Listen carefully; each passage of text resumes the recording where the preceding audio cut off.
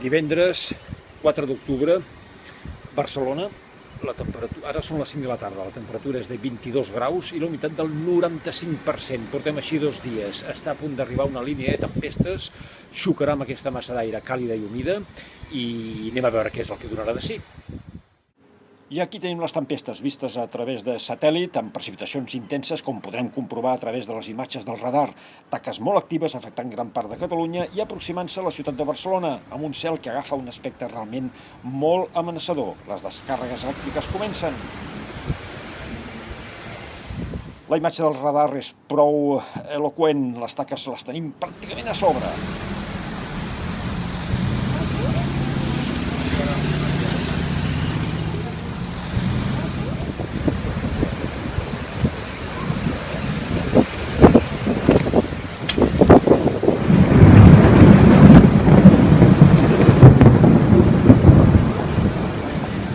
Estava canviant de posició quan sobtadament un potent llamp cau a la grua que hi ha a la rotonda, a l'edifici de la rotonda de la plaça Kennedy. L'ensurt va ser monumental.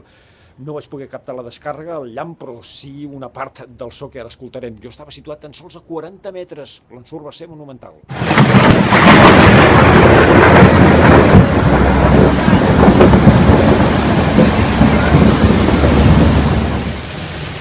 La tempesta s'allunya, però encara hi ha descàrregues importants, amb trons força potents.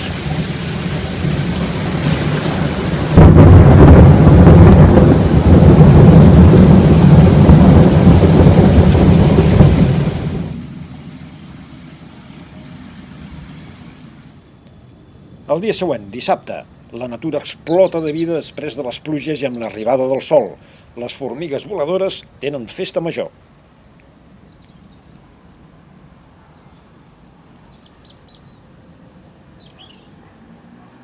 Però la estabilitat dura tan sols 24 hores. Diumenge torna a augmentar la inestabilitat, els ruixats i fins i tot fenòmens severs que pot arribar a captar en Tesla Weather enfront mateix de la ciutat de Barcelona.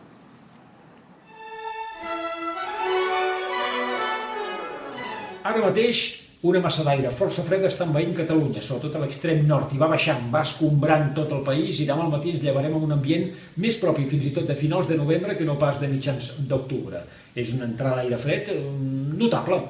Anem a comentar-ho perquè hi haurà força elements distribuïts arreu de Catalunya, no a tot el país. Aquesta imatge ja és prou eloqüent del que podrà passar les properes hores. La baixada de temperatura, sobretot nocturna, els propers dies accelerarà la caiguda de fulles d'arbre caduca. Algunes zones, lògicament. Va, anem a veure els mapes. Aquest és el previst per demà divendres. Observin aquesta bossa d'aire fred que ha baixat des d'Escandinàvia, ha escombrat tota Europa, de nord a sud, en un ambient gairebé hivernal a les Illes Britàniques, al Mar del Nord, i demà s'instal·larà gairebé al bell mig de França. Nosaltres entrarem dins del seu radi d'acció amb vents de mar cap a terra, a la costa i meitat est, i aquesta conjuminació d'aire força fred a les capes altes amb aire càlid i humit, perquè el mar està calentet, doncs provocarà altre cop una reactivació de la inestabilitat a gran part de la meitat est de Catalunya, comarques de Girona, Pirineu també, comarques de Barcelona i algunes de Tarragona. A la resta, amb aquestes situacions, pot caure alguna gotellada, però malauradament no és una situació de pluges generals. El que sí serà notícia, com dèiem, serà la baixada de temperatures. Vegin la distribució de les temperatures a 1.500 metres d'alçada, més baixes a França o fins i tot a Catalunya que no pas a Noruega. No és un fet extraordinari, però no deixa de ser curiós. Així doncs, amb aquest embussament d'aire fred, malgrat que no ens trobem a la part activa de més precipitacions, sí que notarem els ruixats esmentats i aquesta notable baixada de les temperatures. Anem a veure ja tot seguit el mapa de precipitacions. Vegin, si ampliem, com hi ha aquestes precipitacions aquí, amb puntets. Això vol dir que són precipitacions en forma de xàfecs que podran caure, com dèiem, a la meitat est de Catalunya i puntualment podem ser una miqueta forts, puntualment.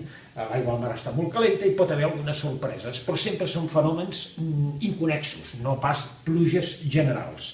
Al Pirineu pot nevar, 2.000 metres, baixant cap als 1.500 metres. No és de preveure que caigui una gran nevada. Fins i tot al Montseny podria caure alguna nevadeta o neu granulada. Anem a veure ja el mapa previst aquest és el mapa previst per dissabte. La bossa d'aire fred queda escanyada, més o menys, al mateix lloc, pràcticament a sobre de França, anticicló potent, allargassat entre Escòcia i Escandinàvia, i la península Ibèrica lluny d'aquest anticicló, més a prop de la bossa freda. Per tant, en conjunt, és de preveure que el temps es mantingui una miqueta insegur, però ja no tant, perquè tindrem menys humitat, amb un ambient força fred, sobretot a la nit. De dia el solet farà que ens trobem una miqueta millor. Encara pot caure algun ruixat o alguna tempesta, però sempre a la línia de la costa. Aquest és el mapa previst per diumenge. És una situació una miqueta peculiar, si més no, poc habitual. La península Ibèrica i la bossa freda, doncs, què s'ho repensen? Mitja volta i se'n va altre cop cap a la zona del Mar del Nord, més lluny de nosaltres. Encara tindrem ambient frescot, fins i tot una miqueta fred, o fred, amb majúscules, durant la nit, sobretot a l'interior i al Pirineu, però les precipitacions desapareixeran a gran part de Catalunya, però no a sobre el mar. Hi haurà condicions favorables perquè torni a descarregar ruixats i tempestes, es nota el mar força calentet, l'energia que allibera, juntament amb aquest aire fred a les capes mitges i altes, doncs perquè torni a descarregar sobre el mar i puntualment a la línia de la costa. A la resta, no. Anem a veure ja el mapa previst per dimecres, un abans de previsió. Hi haurà una pugna realment important entre les masses d'aire. Una enorme pertorbació atlàntica, la veuen aquí, s'instal·larà a l'oest de les illes britàniques, una gran bossa d'aire fred, aire molt fred, com si es tractés del mes de desembre, baixarà des de les latituds àrtiques cap a Escandinàvia, i també una cua d'aire fred, una llengua d'aire fred cap a Grècia. I nosaltres tindrem aquesta mena de falca anticiclònica amb aire càlid. Les temperatures tornaran a pujar notablement a partir de dilluns, però creiem que aquesta situació no durarà massa. Haurem d'esperar a dimarts o dimecres per veure-ho clar, però vaja, pluges generals encara no les podem anunciar, però cauran. Hem d'esperar uns quants dies. De moment, les pluges, els ruixats, les properes hores, costa, prelitoral i meitat est.